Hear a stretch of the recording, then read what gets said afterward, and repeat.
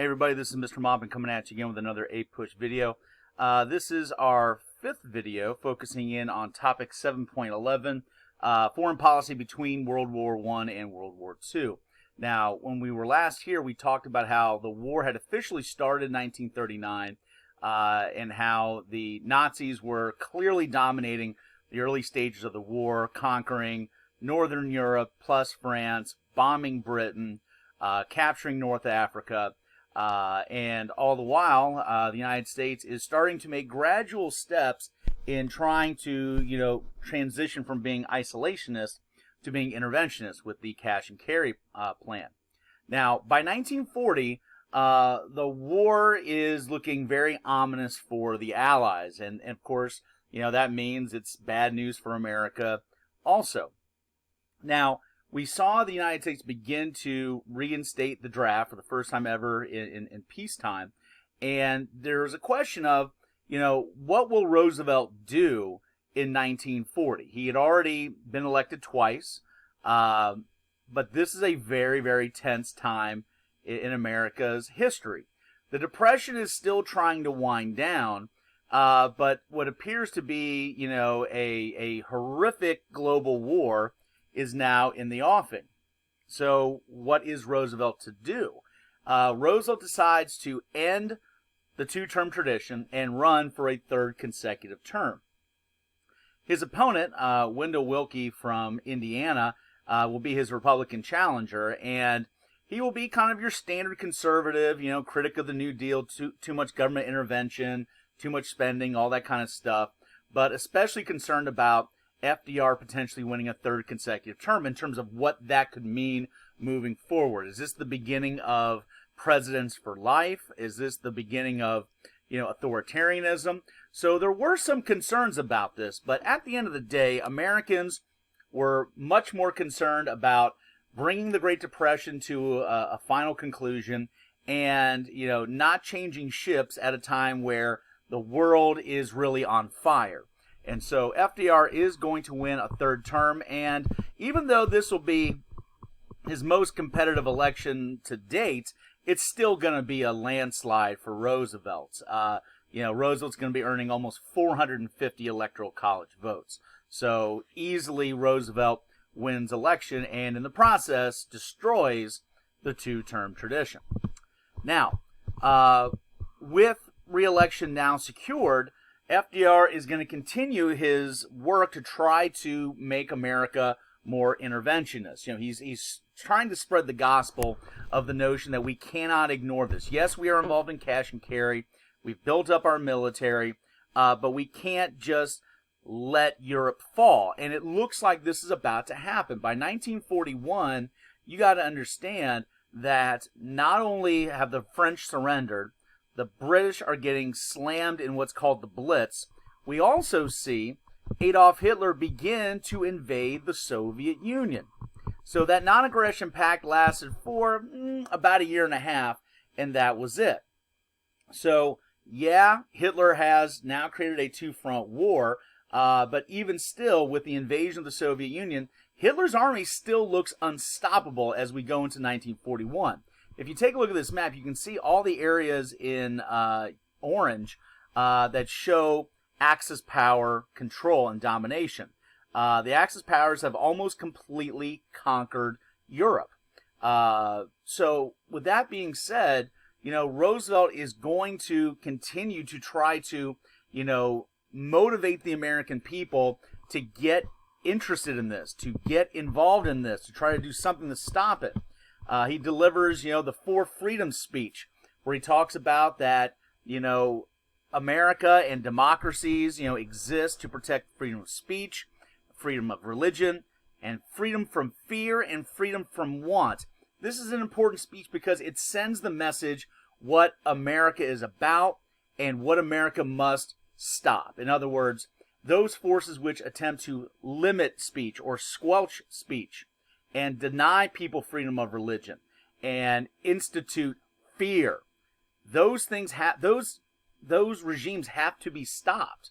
And, Roosevelt is going to claim that America must be the great arsenal of democracy. So kind of taking a page from Wilsonian morality in terms of, a necessity for America to get involved, we're seeing more and more of this. And yeah, the converts are coming over slowly, but it's still very slow.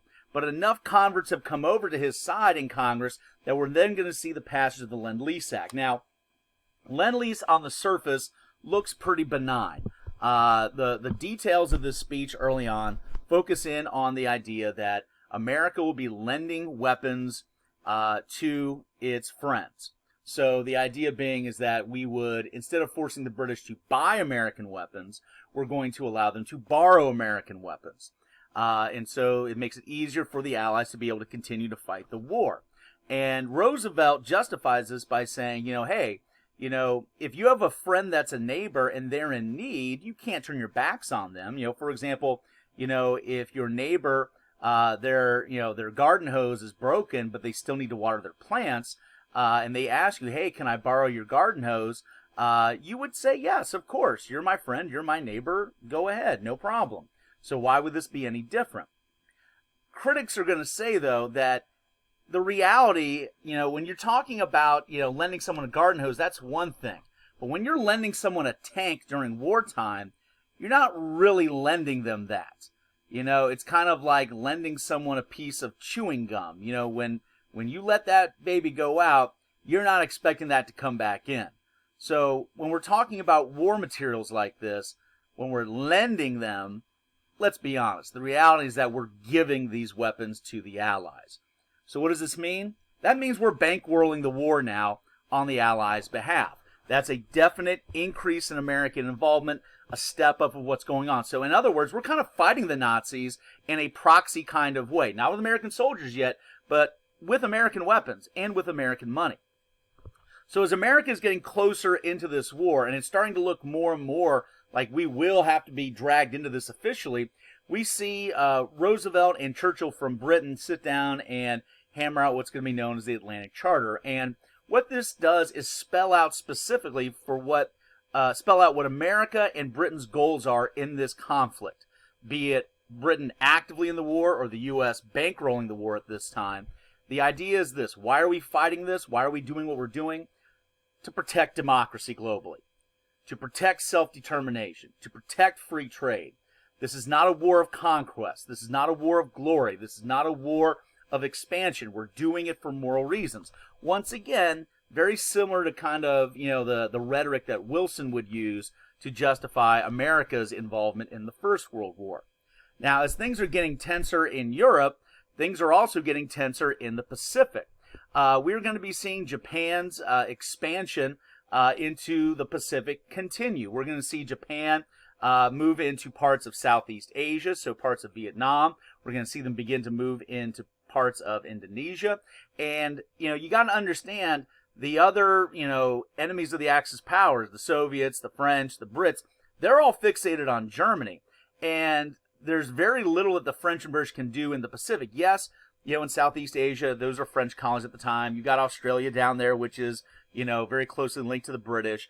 But there's really not much that the Allies are able to do at this time. And the Japanese are kind of running buck wild across the Pacific. Now, that begs the question, what's the U.S. going to do about it? Well, in kind of a, parallel to what we've seen recently with the United States vis-a-vis the Russian invasion of Ukraine, we're going to see the United States take an economic stance in opposition to what the Japanese are doing.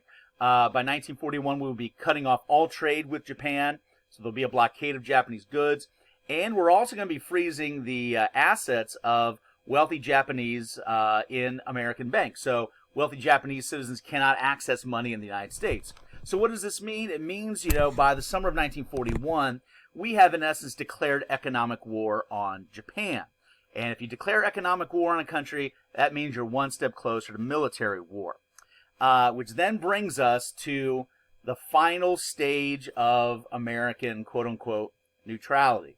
And that is going to be the events on December 7th, 1941, when Japanese when Japanese fighter planes attacked the American naval base at Pearl Harbor, Hawaii. On this fateful date, upwards of 3,000 Americans will be killed. We'll see some of the American warships sunk to the bottom of the Pacific. And, you know, when this happens, when this, you know, as Roosevelt will call it, a date which will live in infamy, this is going to be the final straw. Now Roosevelt doesn't have to cajole or try to win over, you know, folks that are on the fence. There's no more America First Committee after Pearl Harbor. We have been attacked. Almost 3,000 Americans have been killed. America has to respond with an official declaration of war, which we do against Japan the next day, which then makes the Axis powers declare war on us. So now we are in this. We are now in the war, and we are in it all the way. So the United States, by the time we get to 1942, is now officially in the war and an official member of the Allies, which is going to be seeing us pairing up with the Brits, but also the Soviets, to try to take down Germany, Italy, and Japan. Okay, so next time we'll take a look at America at war in the Second World War. We'll see you next time. Bye-bye.